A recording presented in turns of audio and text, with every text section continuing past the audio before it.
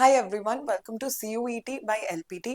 और आज की पॉलिटी की इस वीडियो में we will be discussing the president of India. Now as we know, the president of India is known as the first citizen of India and also the head of the state. आज हम बात करेंगे president की qualification, appointment, removal, resignation, oath, tenure, इन सारी चीजों के बारे में। Let's start. तो सबसे पहले जानते हैं कि इंडिया में किसी इंसान को अगर प्रेसिडेंट बनना है तो प्रेसिडेंट बनने की क्वालिफिकेशंस क्या होती है। Now the first qualification that we have here is that whoever wants to become the president of India has to be a citizen of India. I am sure all of you know that part 2 of the Indian Constitution talks about the concept of citizenship, and the qualifications for constitutional bodies in under our constitution always include the first qualification as a citizen of India. A non-citizen cannot become the president of our country. The second qualification is the age qualification, and the minimum age required for somebody to become the president of India is 35 years of age. So the candidate must have completed 35 years of age. The third qualification that we have here is that this person must be qualified for election as a member of Lok Sabha. Now, does this mean that this person should be a member of Lok Sabha? नो, it just simply means कि अगर ये इंसान चाहे तो ये लोकसभा के election contest करने के लिए भी क्वालिफाइड होना चाहिए। यानी कॉन्स्टिट्यूशन के अंदर जितने भी एलिजिबिलिटी क्वालिफिकेशंस, एलिजिबिलिटी क्राइटेरिया एक लोकसभा के मेंबर के लिए एग्जिस्ट करते हैं, वो सारे के सारे ऑटोमेटिकली प्रेसिडेंट पे भी अप्लाई होंगे। कल को अगर अमेंडमेंट होके लोकसभा के मेंबर की कोई क्वालिफिकेशन ऐड हो जाती है तो वो क्वालिफिकेशन ऑटोमेटिकली प्रेसिडेंट पे भी अप्लाई होनी स्टार्ट हो जाएगी। The last point here is that the person or the candidate should not hold any office of profit under the government, under either the central government or government of any state. Now, what exactly is an office of profit? Basically, an office of profit is any office or you can say any position that a person holds जिसकी वजह से उसको कोई भी financial gain, perk, salary, income कुछ भी मिले, either from the funds of the union government or from the funds of any state government. Why has this point been included? Because of course, if a person who becomes the president of India also holds some other office of profit under any government, then there can be a conflict of interest that is created. However, there are certain positions that are not considered to be office of profit under this point, because any person who is already the president or vice president or say for example governor of any state or any minister is still eligible to contest the elections for becoming the president of India. क्या president re-elect हो सकता है India में? The answer is yes, the president can be re-elected for any number of terms.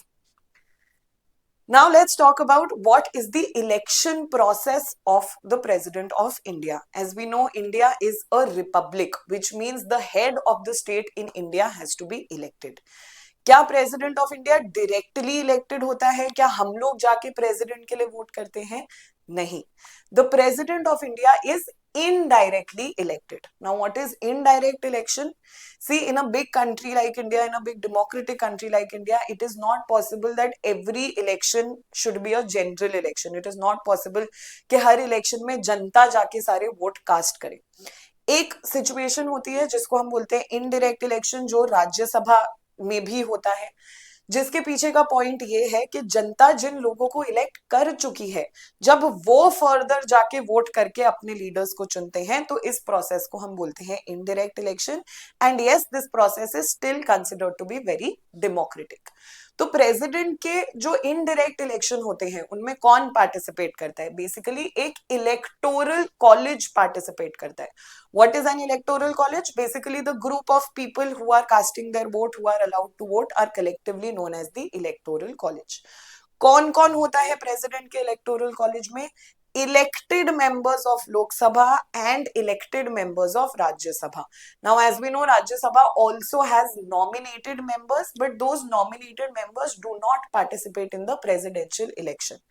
Apart from that, also the elected members of the legislative assembly of all the states along with the elected members of Legislative Assembly of 2 union territories, that is Delhi and Puducherry. These are the groups of people who participate in the presidential election. As you can see, we are talking only about the elected members. We are not talking about nominated members. We are not talking about members of state legislative council, which exists only in 6 states, and we are not talking about governors, just to keep the whole process a little bit more democratic, where people who have been elected themselves are the ones who are participating in the presidential election.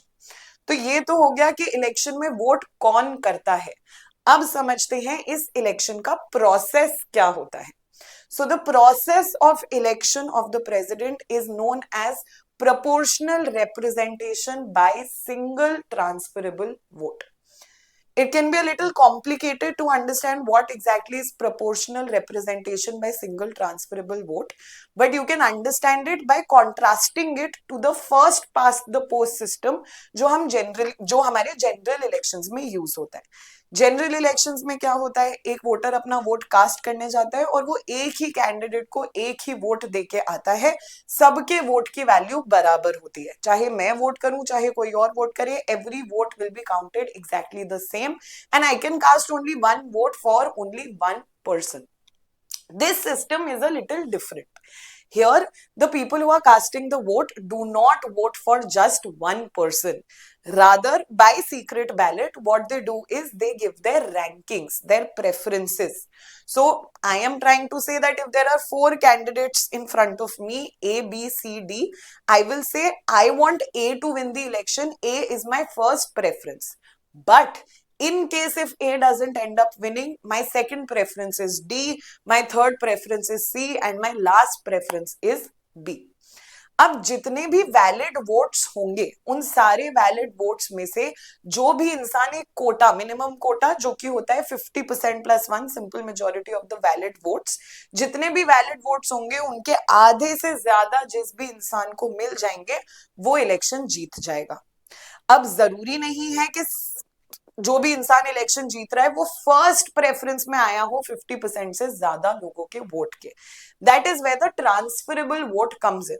So if there are 4 candidates and the person who has received the least number of votes, उस इंसान को जितने भी लोगों ने vote दिया है उन लोगों के वोट्स उस इंसान की जगह उनके सेकंड प्रेफरेंस को ट्रांसफर हो जाएंगे, जिससे कोई ना कोई बाकी सारे कैंडिडेट्स में से जो मिनिमम कोटा है वो रीच कर सके.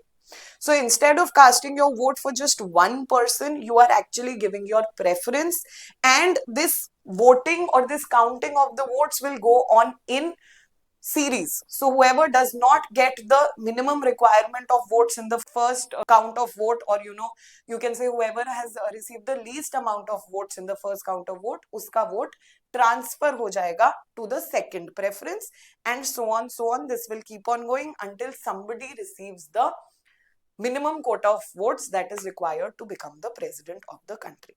This process is known as proportional representation by single transferable vote. And again, please remember that this is very different from first past the post system. If you compare the two systems, you will be able to understand what exactly is PR system. Next, what is the term in office of the president? There is no retirement age. There is only a fixed number of years in office, which is 5 years. And can the president resign? Of course, the president can resign during their tenure by tendering this resignation to the vice president. Because in the absence of the president, it is the vice president who is supposed to take care of the responsibilities of the president. So this resignation can be tendered to the vice president at any time during these 5 years. The oath to the president is addressed by the Chief Justice of India. It is the Chief Justice of India who administers the oath to the president. And in the absence of the Chief Justice of India, the person who will be administering this oath is going to be the senior most judge of the Supreme Court in the absence of the Chief Justice of India. Now, what is the removal process? See, resignation means the president himself is not willing to continue in office, so they are willingly letting go of their post. But there can also be another situation where the president is being removed.